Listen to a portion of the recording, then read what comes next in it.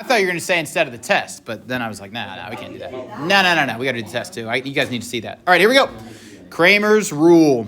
Okay, so you guys have seen this in the past, but what I want to do is I want to prove Cramer's rule for you guys and how we come about that formula instead of just giving you guys the formula. Now, when I uploaded your notes on Google Classroom, it originally said, let's solve this system by using substitution. We're actually going to do it by using elimination. So we're going to do it by using elimination, okay? You guys should be wizards at solving systems of equations. Linear algebra, which is the study of matrices, which is what we're doing, makes it much easier to do that. So, okay, here we go. Solve by elimination. If I wanted to eliminate a variable here, let's imagine I'm going to eliminate, I don't know, let's just say x, okay? What needs to be the case for me to eliminate x? You get x by itself. Yeah, or we would have to have the same coefficient in front of it, right? So I'd have to multiply the top equation by, let's say, c. So if I multiply this by c, and then I'd have to multiply the bottom equation by what? Yeah, and let's say, yeah, I'll just do a. Or we could do negative a, either way, right? Let's multiply it by negative a. And then what I would need to do is I would need to add those together, right?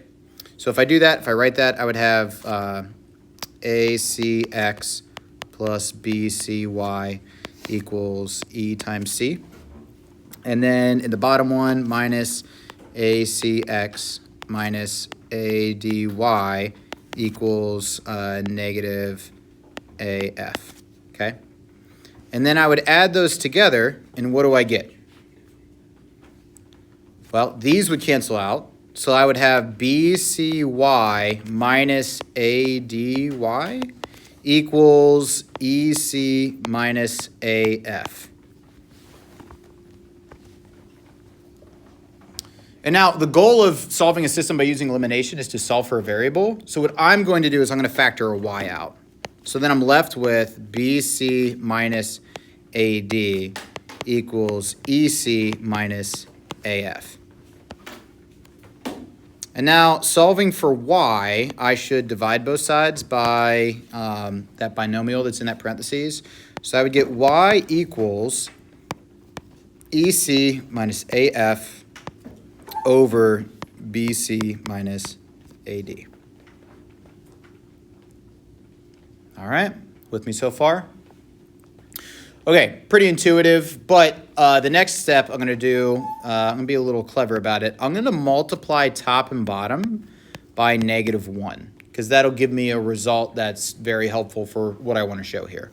So if I do that, multiply top and bottom by -1, essentially what I'm doing is just going to change the order of the terms in the top and the terms in the bottom. So AF goes first, minus EC over AD minus BC. Okay? Now, you guys are really smart. You've done enough matrices in the past week or so to probably see where I'm going with this, but AF minus EC kind of reminds you of what? Discriminant. Not a discriminant, but a... I forget what they're called. It's the other one that starts with a D. Determinant. Determinant. Yeah, looks like a determinant, right?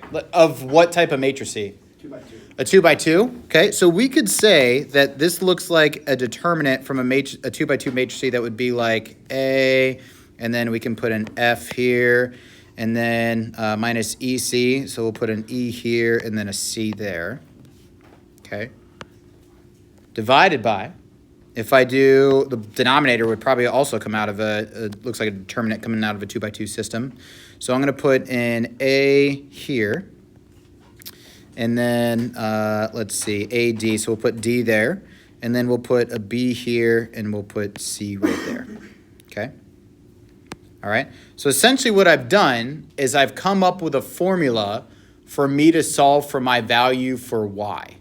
Okay? So I'm going to recopy this down here. So Y equals one determinant divided by another determinant. And we said it was A, C, E, F. And then in the other one, it was A, C, B, D. Okay, so that was the formula that we just came up with. So if you didn't like copy down the top part, NBD, do make sure you copy down what I just wrote down for Y. That's important, okay? Now, I could go through a very similar process. I mean, we arbitrarily solved for, we eliminated X first. I could have done the same thing and eliminated Y. And if I go through that process, I get something very similar. I get X equals 2 determinants divided by each other. That formula is as follows. We get E, F, B, D. And then in the bottom, it would end up being the same, A, C, and B, D. Okay. I know it seems like I pulled those letters out of nowhere, but I want you guys to try to figure out a pattern for why those letters, really numbers, go where they go. So I want you to look at what we just wrote down and then look at the system of equations that's up above, and what do you notice? It's the remaining coefficients. It's the coefficients, right? So like I've got A, B, C, D, E, and F up here. So we just need to know how to organize them.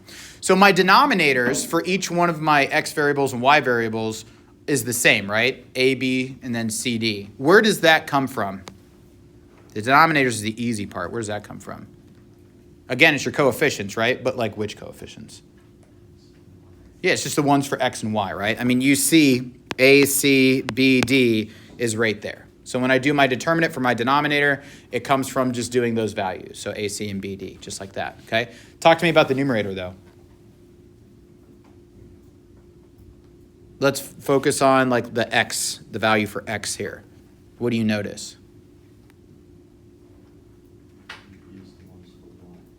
What'd you say? You use the ones for Y. So you got your coefficients for Y are right here. That remained untouched, right? Where's EF come from?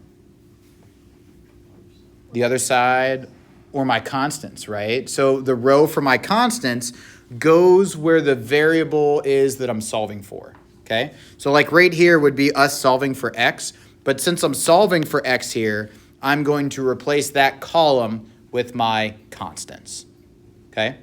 And then likewise for Y, since I'm solving for Y here, I'm going to replace the Y column with my constants instead of B and D, okay? So your denominator is just your coefficients of your variables. And then in the numerator, you replace the column of the variable you're solving for with your coefficients. Attendance, attendance, attendance. Okay, you ready to do an example? Let's do it. So excited. I am too.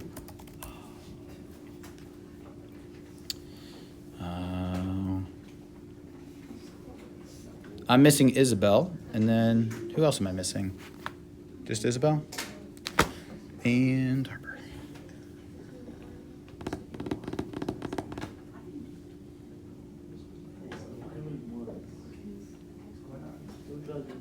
Bum, bum. Bum, bum. All right, here we go. So we're gonna do a couple Cramer's rule examples. Okay. What do you want to solve first, X or Y? Yeah, it seems like the logical thing to do. All right, so X equals 2 determinants divided by each other.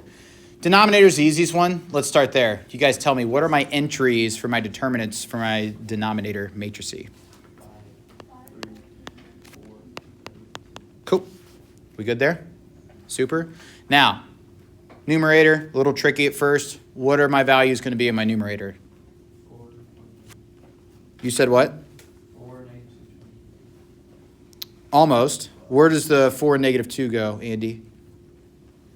First column. Nah. First row. Second column. Oh, Those entries for Y will stay where they're at. You had the numbers right, though. 28 and 8 is going to be my first column. Okay? Cool. And then we do the determinant and we find what our value is. So let's do that. All right, so I would have 28 times negative 2.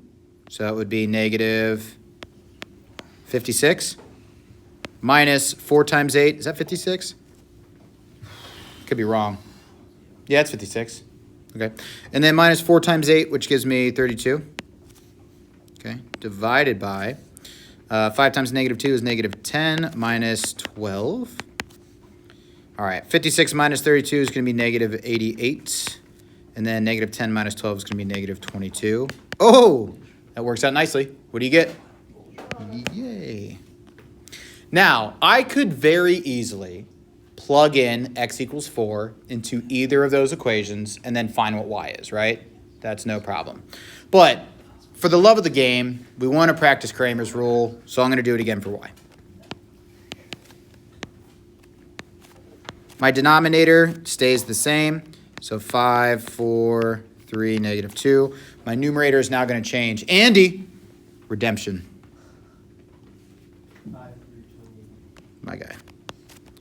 5, 3, 28, and 8. Super. All right, let's determine that. So 5 times 8 is 40, minus 28 and 3. Math is hard, man. I don't know. What is it? 84? Sounds right. Okay, 5 negative 2 is negative 10. Minus 12 again. So my denominator stays the same value as negative 22.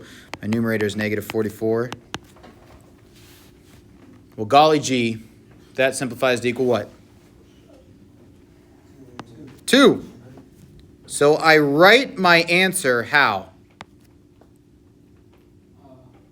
As in, So 4, 2 is my solution. Okay. Do we remember? We remember. Let's do another one. That was fun. Let's do it again.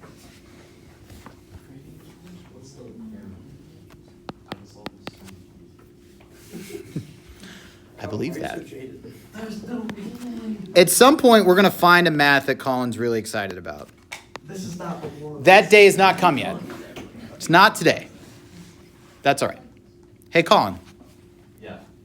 How can I set this up? What should I do? I solved for y.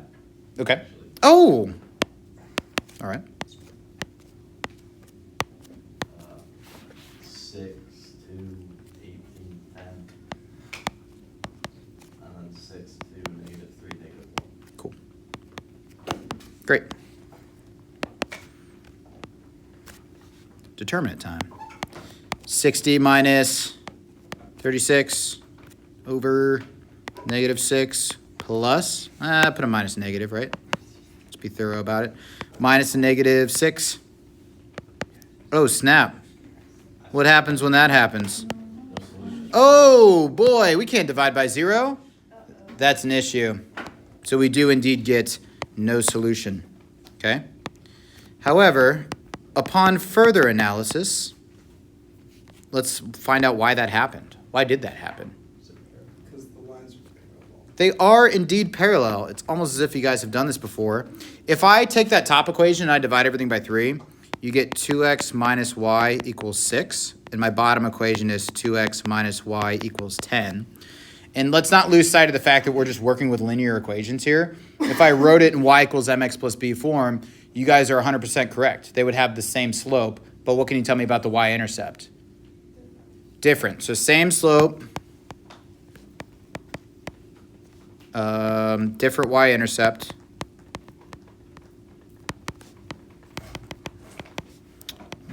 Implies parallel lines. When I have parallel lines, again, let's not lose sight of what we're doing. We're trying to solve a system of equations, which is finding our solution set. And then that would be like where they intersect, where they cross. If they're parallel lines, are they going to cross? No, so no solution, okay? I said S-H-E-T, shet. I don't know, but I said it. I didn't mean to. I said it, though. All right, let's do, like, what happens if I have this, though?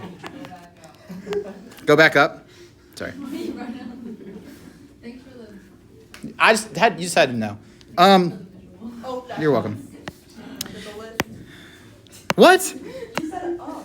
Oh, did I? You said it off by, I'm gonna add one. Oh, God. I'm gonna add one just for the shit. For the shet. All right. Hey, so what if I like reduced? Try to get this back on track. What if I reduced and I had this 2x minus y equals 6, 2x minus y equals 6? You would get all solutions. Infinitely many solutions. Infinite many solutions, right? So we wouldn't necessarily say all real numbers because it's supposed to be like an x and a y, a coordinate pair. So we would say infinitely many solutions. But I totally understand the idea you're communicating, right? What will happen is if you divide by 0, you have one of two instances. So if you like divide by 0 and you get that there's like an inconsistent system, you need to look back at what you have and say, are these parallel lines or are they literally the same line? So you're just gonna have to do a little bit of simplification to figure out what's going on there. That way you can properly answer it, okay?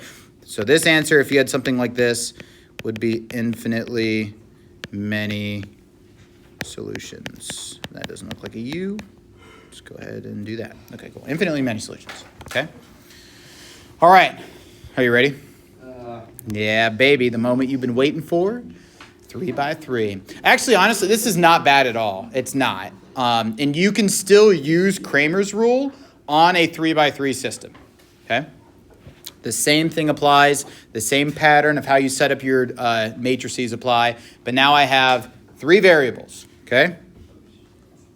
Which one are you going to solve for first? X. All right, here we go. X equals still 2 determinants divided by each other, but we will have to do determinants of 3 by 3 matrices. But you guys are pros at that. I mean, shoot. Okay, we're solving for X first, okay? So that means we need to take our X column and replace it with our constants, right? So 5, -1, and 1 is going to go for my column for my X values. My column for my Y's are fine. So -3, +2, and -3. My column for my Z, 1, 1, and 2. And then my denominator is just my coefficients for each one of my variables. So across the top, 2, -3, and 1. 1, 2, and 1. 1, -3, and 2. I don't see a 0 anywhere, but that's fine. We can do it. I believe in us. We got this. No problem. Here's the good news. Like, where you have to do this at least 2 times to solve for 2 of the variables. And then once you find the 2 variables, you can plug it in to find the third. That's no problem. The good news is the denominator shouldn't change, right? Once I find because my denominator for each one of my variables should have the same determinant. So that's kind of efficient. So that's good. All right, let's do it. Well, we should remind ourselves of the sign matrix. That way, if we want to change which row or column we want to use, we can do that. Which row/column do you guys want to use for the top? Doesn't matter to me. It's your world. I'm just living in it. You want to do the first? Just keep it consistent. First row. Let's just do that. All right, 5. Now, I'm going to do this with less visual aids than I did yesterday. Okay, which means I'm going to do it this one time. We're like, okay, we circle 5. We get rid of this stuff. I want to find the determinant of what's left over with that, right? So I would do 2, 1, -3, and then 2. So then 2y. How come? What's the reason? Let's try it again. Okay, 2, 1, -3, and 2. Okay. Now, according to my sign matrix up above, my second term I'm going to subtract. That value I'm focusing on is -3. And then let's multiply that by the determinant with the minors for that one. So eliminating the first row and second column is -1, 1, 1, and 2. According to my sign matrix, my last term should be added. 1 is going to go in front. The resulting determinant is going to be -1, 2, 1, -3. Divided by, deep breath, and then we do it again. Okay, so 2, and then the determinant resulting from my first row here. And again, I don't have to pick the first row, but I don't really see much of a difference elsewhere. Minus my next value, which is -3. So 1, 1, 1, 2, and then plus my final value, which is 1. Didn't need parentheses there, but here we are. And then 1, 2, 1, negative 3. Okay. All right, that's not that bad, you know? So then, yeah, we're good. We got it. So 5 times some things. So I would do 4 minus negative 3 minus negative 3, which is going to turn into positive 3, times negative 2 minus 1 plus 1, which I don't really need there, times positive 3 minus 2. Over, let me do it again. 2 times 4 minus negative 3 plus 3 times 2 minus 1 plus 1 times negative 3 minus 2. All right, so here we get a 7. This is a negative 3. I guess that's a 3. And then this is a 1. And then 7, 1, negative 5. Oh, I'm in heaven. This is great. 5 times 7 is 35. And then minus 9, and then plus 1 over 14 plus 3 minus 5. 27 over 12. 12? 12.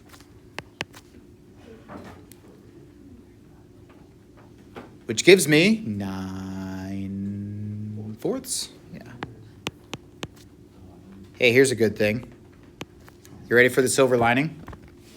What'd I do, Avery? I think I got the wrong answer. Okay. Do you need help finding it, or are you good? I'll leave this up here so you can look through these very small amount of numbers. Hey, here's the silver lining. You ready for it?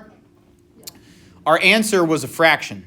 But did we have to do anything with fractions throughout the problem? No. If you go about it another way, you got to fight through a bunch of fractions. So in this case, we are dealing with all non-fractional values until the very end, which is super nice.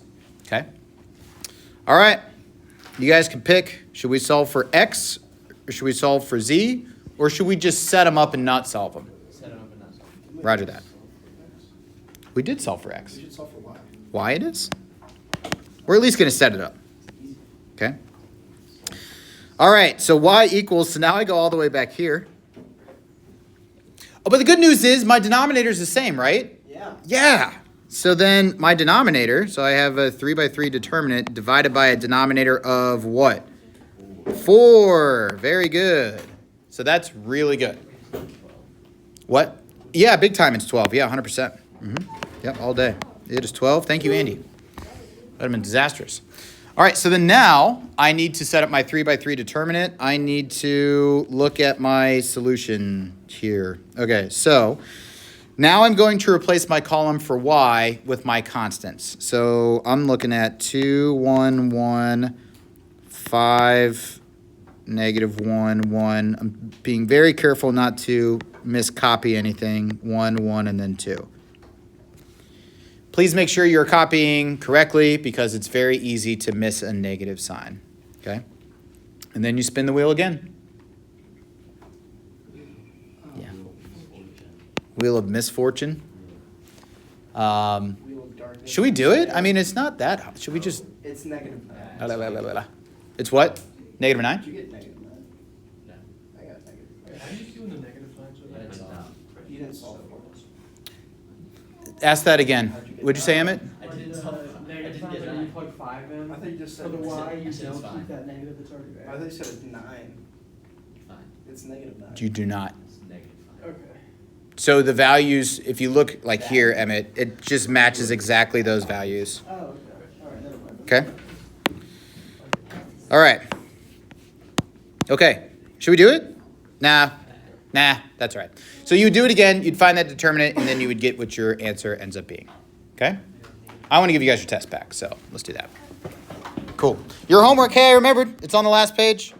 Your quiz is tomorrow. Study for 4.1.43 quiz. Cramer's rule is not on there. Okay? So we will come in. Here's what we will do. We're going to come in. I haven't decided if I want to give you guys the first. I'll probably give you like 30 minutes to do it. So either the first 30 minutes and then I'm going to start 4 or 5 afterwards. Or if I'm going to start 4 or 5 first and then once we hit like, 33 minutes left in the period, pass everything out. I might do that because then it'll end with the bell. So that's probably what we'll do. We'll start with 4 or 5 and then we'll do the last. Okay? All right. And then we'll review this homework on Monday. All right. Super. Test. Here we go.